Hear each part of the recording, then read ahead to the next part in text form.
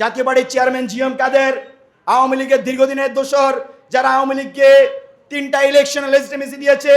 আপনারা জানবেন বাংলাদেশের যে নির্বাচন, মানুষের ভোটাধিকার সেটা বুলন্ডিত করার জন্য আওয়ামী লীগ নানা ধরনের মেকানিজম করেছিল।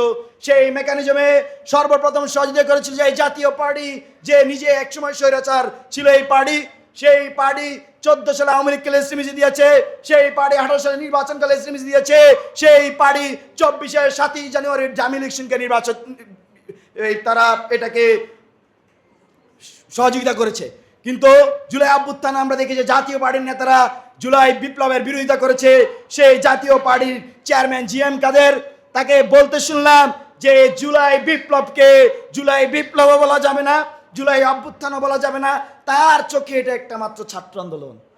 এই জিএম কাদেরকে বলতে চাই যে বাংলাদেশে আছেন, এটা খুবই সহনশীল বাংলাদেশ। আমরা জুলাইয়ের মাধ্যমে সেই বাংলাদেশ বিনির্মাণ করেছি, সেজন্য আপনি কথা বলতে পারছেন। আপনার বাক স্বাধীনতা আমরা যাতে সবাই চর্চা করতে পারি সেই পরিস্থিতি রেখেছি। কিন্তু আপনি জুলাই নিয়ে যদি উল্টাপাল্টা বক্তব্য দেন, একটাও আপনাকেও কিন্তু জুলাইয়ের ছাত্র জনতা পেলে তারা তাদের সিদ্ধান্ত নেবে ইনশাল্লাহ। প্রিয় উপস্থিতি, সর্বশেষ আমাদের কিছু ব্যর্থতা নিয়ে কথা বলবো।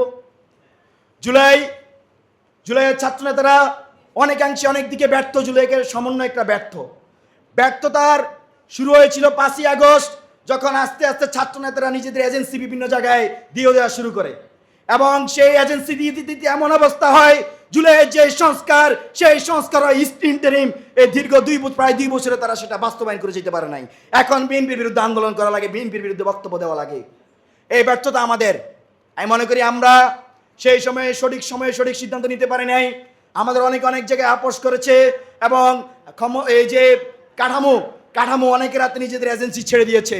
সেই এজেন্সি ছেড়ে দেওয়ার কারণে আজকে আমাদেরকে নানা স্ট্রাগল করা লাগছে, জুলাই জেনারেশনকে নানা স্ট্রাগল করা লাগছে। তবে আমাদের যে ভুল, আমরা যাতে, আমি মনে করি আমি যারা জুলাই লিডার আছে তাদেরকে আহ্বান করব, আমরা যাতে আমাদের ভুল, আমাদের যেখানে লিমিটেশনস আছে সেগুলো আমরা স্বীকার করি। আমরাই সেরা, আমরাই বড়, আমরাই সব করেছি এ ধরনের অবস্থানে না যাই। তো আমাদের সব কিছু সঠিক হয়েছে এ ধরনের অবস্থানে আমি নাই, আপনাদেরকে বললাম। আর এখানে যারা উপস্থিত আছেন, আপনাদের প্রতি সর্বশেষ অনুরোধ থাকবে, জুলাই যে বিপ্লব, জুলাইয়ে যে আমাদের ভাইয়েরা শহীদ হয়েছে, জুলাইয়ে যে আমরা সবাই এক হয়েছি, সেই এক হওয়া, সেই বিপ্লবের যে স্পিরিট, সেই স্পিরিটকে ধারণ করে যাতে আমরা বাংলাদেশের একটা স্বপ্ন দেখি। সেটা এমন হইতে পারে যে আপনি আর আশেপাশে যদি 10 জন 20 জন জুলাই অংশগ্রহণ করেছে, তাকে আপনি জিজ্ঞেস করেন যে ভাই আপনি কেন অংশগ্রহণ করেছেন, এরকম 1000 জনকে জিজ্ঞেস করেছি তারা কেন অংশগ্রহণ করেছে, তাদের মধ্যে অন্তত 10টা কারণ পাওয়া যাবে যেটা কমন। পাওয়া যাবে না?